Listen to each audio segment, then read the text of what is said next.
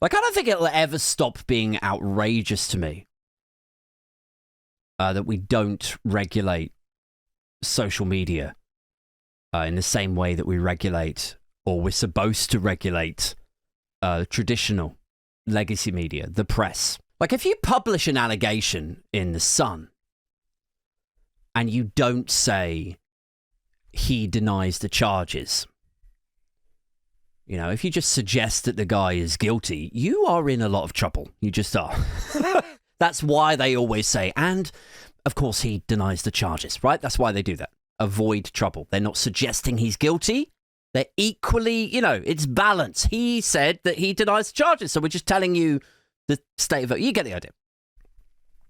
If you broadcast a report on BBC News 24 or Sky News that says that shit about the allegations, and you don't give the guy, the person that's being accused, you don't give them time to respond before you put out your thing where you're basically retailing out the allegations without any challenge or balance or anything, and then if it turns out to be baseless, like, Ofcom will do a Lawrence Fox garden burning session with your broadcast license if you fuck around like that. Like, there will be fines. There'll be the withdrawal of the broadcast license. There'll be all manner of shit that could happen to you and your company, your studio, if you put out shit like that. But on the internet, which moves quicker, and now we're saying it's the dominant medium for news for most people now. Like, how is it still as bad as it is? How is it as unregulated as it still is now? Like, how is it possible that GB News can just go like, do you know what? I might just move a load of my presenters to online only, you know? So that way Ofcom can't touch them. We can just say whatever the fuck we like. How is that possible? To still conduct your business, your news business, like that in 2025, to be so unregulated. You know, I don't want to make anybody's life harder or steal anybody's livelihood. I'm all for a bit of fun, you know, a bit of parody, a bit of comedic exaggeration here and there, but there should be a couple of checks and balances for actual news shows, for news channels, shouldn't there? There should be a couple of checks for the GB News YouTube channel, for X's videos.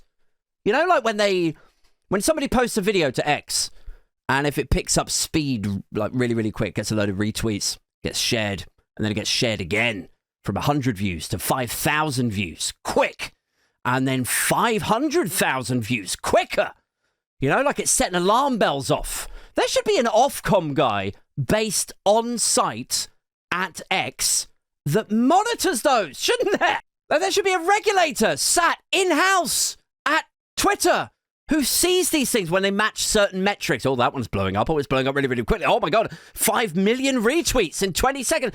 They should sit there. They should go like, oh, look, okay. And what is it of again? Oh, it's a video of a refugee beating a 4-year-old white girl for fun. And it appears to be going viral. So maybe I, as a representative of Ofcom, sitting in-house at X, maybe I had better check that it's real. Oh, wait, no, okay, I have just checked. Right, it turns out that it was actually generated by Google VO3, and it's not really satire, is it? And it's from a brand new account with the IP set as St. Petersburg in Russia. Like, maybe this one here, maybe this is one to regulate Elon. Maybe this is... I'm just spitballing here, Mr. Musk. Maybe this one doesn't need to go out, is all I'm saying. So I don't suppose that'll happen, by the way, the regulation on site at X. I don't think anyone's got any appetite to regulate Elon Musk. I don't really know why either, you know? Like Twitter or X is an app that is damaging to democracies. Now, like, it's not a net positive to have that thing out there, is it? Same with fucking GB News, right? Like, how many instances do we need of these things fucking with us? What's the benefit that you get by keeping them, by not regulating them? How many examples do we need of them being to your detriment? You know, what have we had? We've the Southport misinformation causing those riots, the constant deluge of death threats in people's DMs, the number of investigations by Ofcom on GB News for disinformation.